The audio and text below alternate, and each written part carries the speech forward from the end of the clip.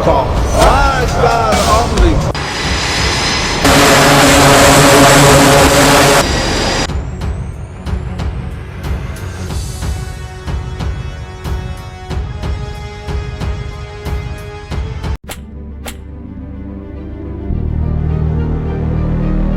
Assalamualaikum warahmatullahi wabarakatuh. Halo guys, selamat datang di channel Kabar Nusantara, informasi seputar berita di Nusantara. Di sini saya akan membagikan video mengenai Iran akan lebih berbahaya. Inilah Sayyid Mojtaba Khamenei, pemimpin tertinggi baru Iran.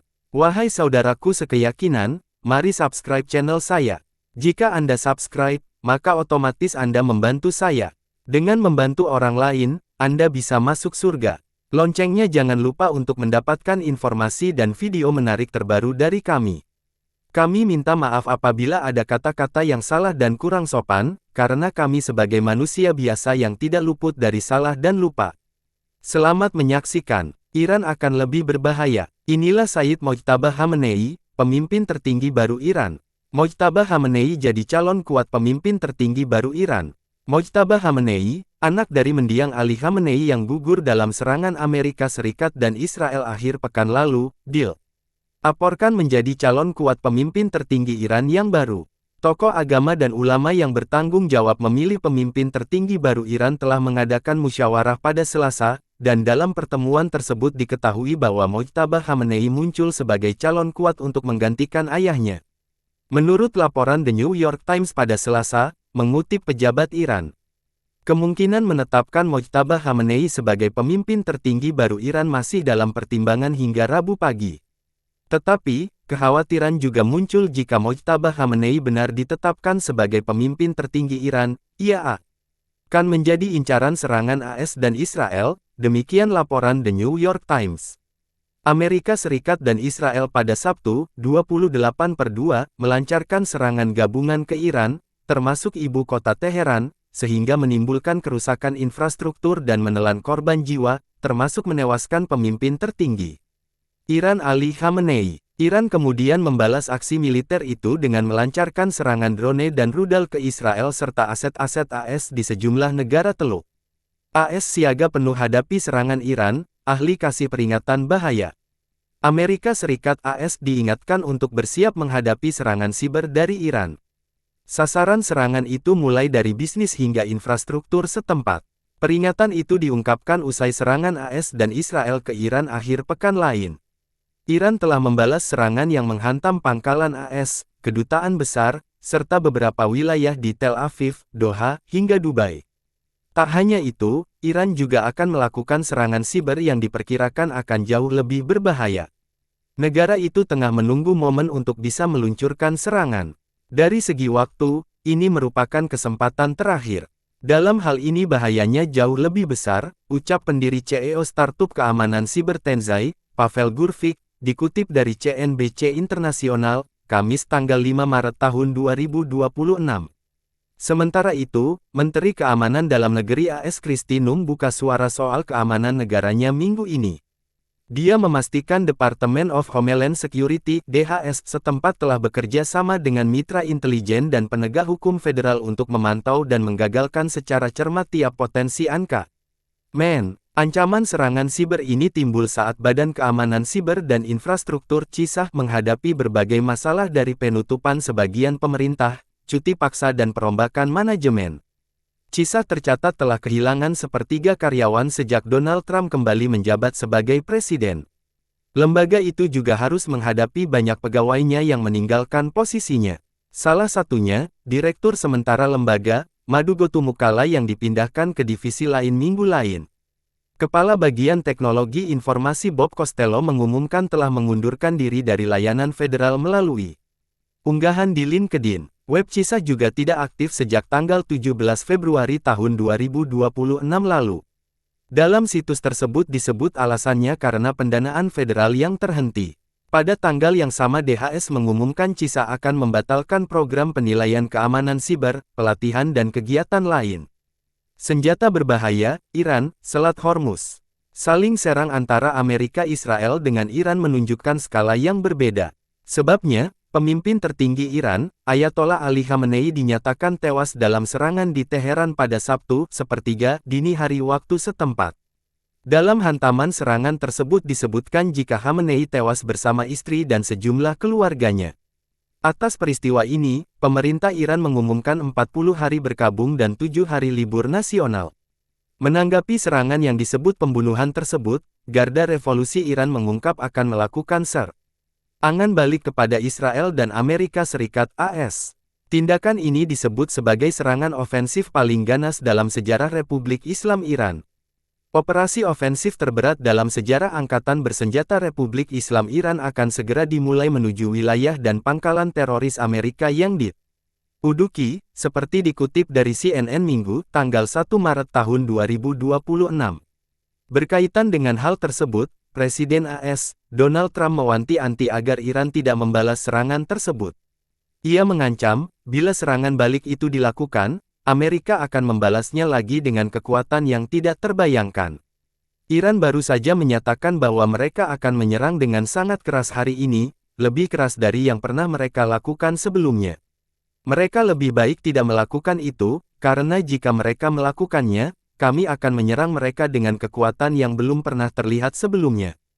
Tulis Trump di akun Truth Social miliknya seperti dilansir BBC, Minggu, tanggal 1 Maret tahun 2026. Sejumlah pihak menilai, Iran memiliki senjata non-militer yang lebih berbahaya bagi seluruh dunia. Senjata tersebut bernama Selat Hormuz. Berada di sebelah barat daya negara Iran, Selat Hormuz menjadi titik krusial bagi jalur perdagangan dunia termasuk jalur 20% minyak dunia. Setiap hari, kapal-kapal logistik melewati selat tersebut untuk memotong jarak perjalanan. Atas serangan yang menewaskan pimpinan tertinggi mereka, Iran secara resmi menutup Selat Hormuz pada Minggu, sepertiga. Merangkum Detikcom, terlihat dari citra satelit jika telah terjadi penumpukan kapal-kapal tanker menumpuk di dekat pelabuhan-pelabuhan besar seperti Fujairah di Uni Emirat Arab UEA. Kapal-kapal tersebut diinformasikan tidak dapat melewati Selat Hormuz. Beberapa kapal di daerah itu menerima transmisi VHF dari Garda Revolusi Iran yang menyatakan bahwa tidak ada kapal yang diizinkan melewati Selat Hormuz, kata seorang pejabat dari misi Angkatan Laut Uni Eropa Aspide S kepada Reuters, dikutip Detik Jatim. Lalu, berapa lama penutupan jalur krusial tersebut hingga akhirnya mempengaruhi keseimbangan pasar Indonesia? Simak informasi terbarunya dalam Detik Sore. Membahas berita daerah, Detik Sore akan mengulas fakta terbaru longsor di Ungaran, Jawa Tengah. Berdasarkan pantauan Detikcom di lapangan, kondisi sekitar kawasan longsor masih labil. Hal ini dilihat sebagai ancaman bagi warga sekitar yang tinggal dekat dengan lokasi longsor, khususnya saat hujan turun. Seperti diketahui, bencana tanah longsor terjadi di Desa Kalongan, Kabupaten Semarang, Jawa Tengah pada Sabtu, tanggal 28 Februari tahun 2026 lalu. Akibat kejadian ini, jalur alternatif Semarang-Demak tidak dapat dilewati.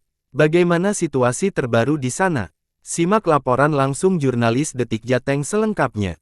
Jelang petang nanti, Detik Sore akan menghadirkan komunitas yang selalu bekerja di luar meja-meja kantor. Mereka adalah WFC Journal. Seperti namanya, WFC akronim dari Work From Cafe, merupakan perkumpulan orang yang berkarya dari kafe ke kafe. Semangatnya adalah mengumpulkan para pekerja yang lebih leluasa bekerja dari mana saja dan membentuk jejaring komunitas antar profesi.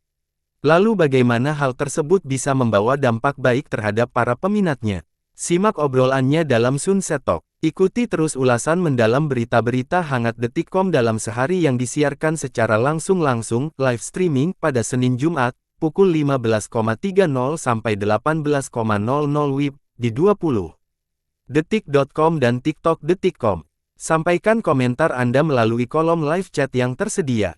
Detik Sore, nggak cuma hore-hore. Iran merasa menyerah pada tuntutan AS lebih berbahaya daripada perang. Kepemimpinan Iran tampaknya membuat perhitungan strategis yang tajam seiring meningkatnya ketegangan dengan Amerika Serikat (AS). Bagi mereka, menyerah pada tuntutan Washington dalam perundingan nuklir dapat menimbulkan ancaman yang lebih berbahaya daripada konfrontasi militer. The New York Times, mengutip analis dan pejabat yang memahami pengambilan keputusan Iran, melaporkan bahwa perlawanan Teheran tidak mencerminkan kesalahan perhitungan, melainkan keyakinan yang mengakar kuat bahwa elemen inti dari postur pencegahannya tidak dapat dinegosiasikan. Inti dari kebuntuan ini terletak pada kesenjangan yang semakin lebar dalam persepsi ancaman.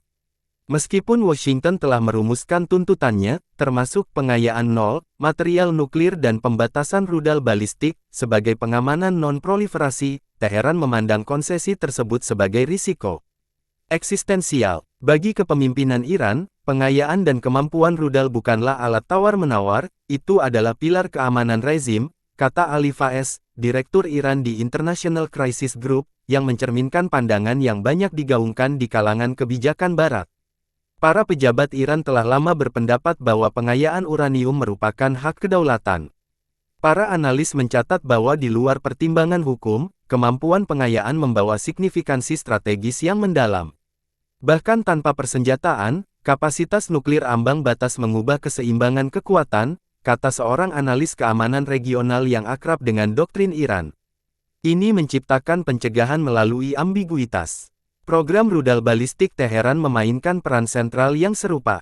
Pengembangan rudal dengan angkatan udara yang menua dan akses terbatas selama beberapa dekade ke platform canggih, Iran sangat bergantung pada pengembangan rudal sebagai pengganti kekuatan udara konvensional, sebuah penilaian yang sering disorot dalam diskusi keamanan internasional. Menurut laporan BBC, rudal adalah alat pencegahan Iran yang paling kredibel, kata Farzin Nadimi, seorang analis pertahanan yang mengkhususkan diri dalam kemampuan militer Iran.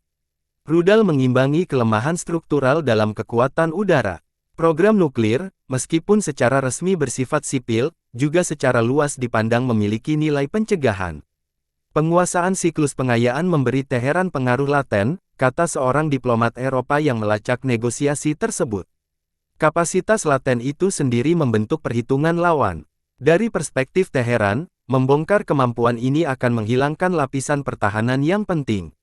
Para analis yang dikutip oleh New York Times menunjukkan bahwa kepemimpinan Iran khawatir bahwa menerima tuntutan AS tidak akan menjamin pencabutan sanksi tetapi dapat mengundang tekanan lebih lanjut. Mereka tidak percaya bahwa penyerahan diri mengakhiri konfrontasi, kata Faiz dalam penilaian sebelumnya. Mereka percaya itu memperdalam kerentanan. Pola pikir strategis ini membantu menjelaskan mengapa tekanan ekonomi yang terlihat dan keresahan domestik belum diterjemahkan menjadi fleksibilitas yang lebih besar. Terlepas dari tekanan internal, kepemimpinan Teheran tampaknya yakin bahwa mundur dari kebijakan pengayaan dan rudal dapat menggoyahkan kohesi elit dan melemahkan legitimasi ideologis. Rezim yang dibangun di atas perlawanan tidak dapat dengan mudah membenarkan penyerahan strategis, kata seorang konsultan risiko politik yang berbasis di Teluk kepada The New York Times, Kamis tanggal 26 Februari tahun 2026. Prospek yang tidak pasti upaya diplomatik terus berlanjut di tengah latar belakang yang bergejolak ini. Negosiator AS dan Iran diperkirakan akan bertemu di Jenewa pada hari Kamis di tengah laporan tentang proposal yang dirancang secara khusus yang mengizinkan aktivitas nuklir yang sangat terbatas untuk tujuan medis, kerangka kerja yang secara luas dilihat sebagai mekanisme penyelamatan muka potensial.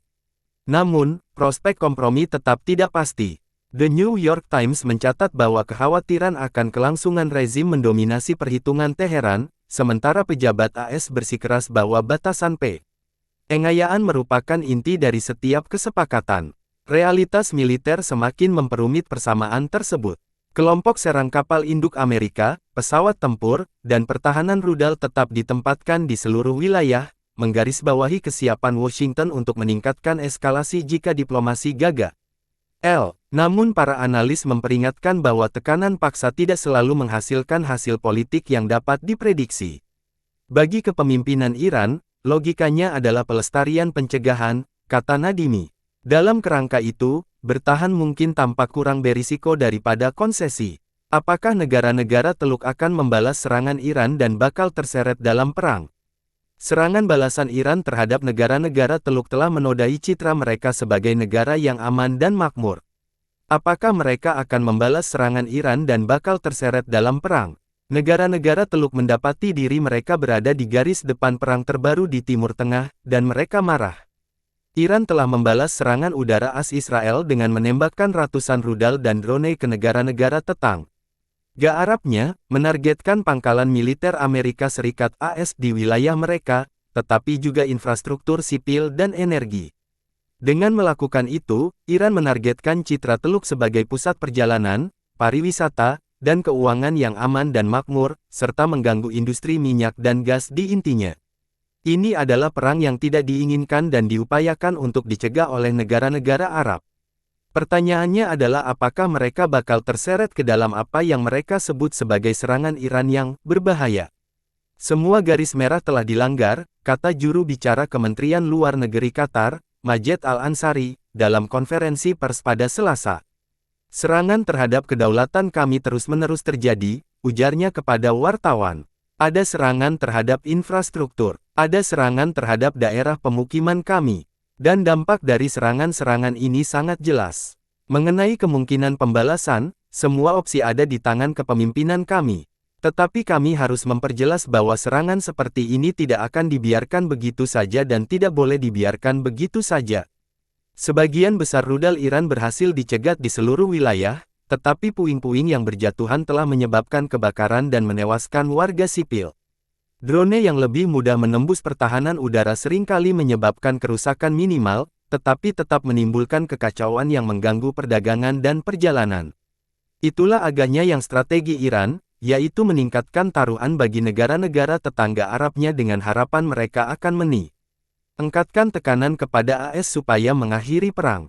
Iran diyakini telah menembakkan banyak drone dan rudal ke Uni Emirat Arab, pusat perdagangan dan pariwisata utama di Teluk, seperti halnya ke Israel, menurut Financial Times. Industri minyak dan gas yang vital di kawasan ini dapat dimanfaatkan secara politik oleh Iran, sehingga langkah ini dapat mengirimkan gelombang kejut ke seluruh ekonomi dunia. Hal ini juga berarti bahwa strategi Teheran dapat menjadi bumerang.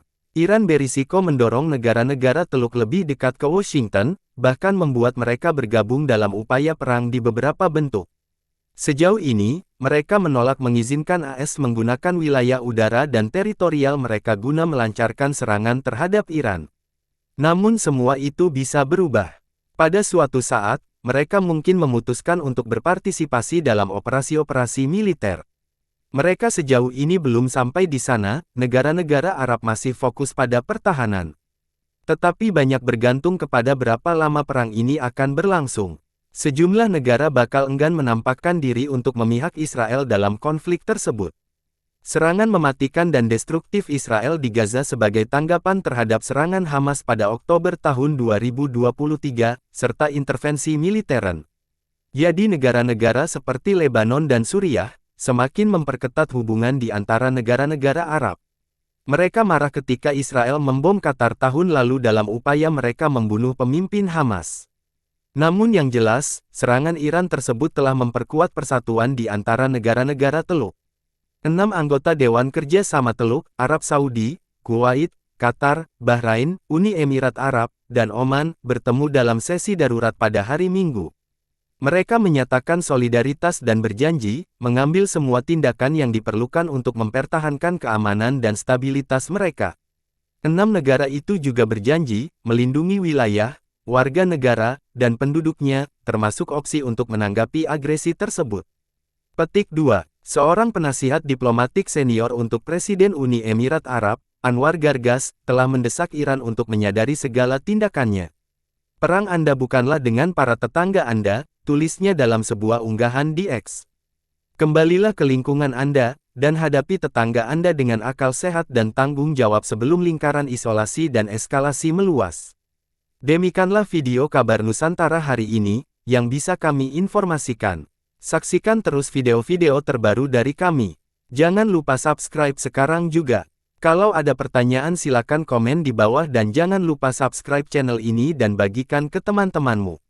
Salam Nusantara. Wassalamualaikum warahmatullahi wabarakatuh.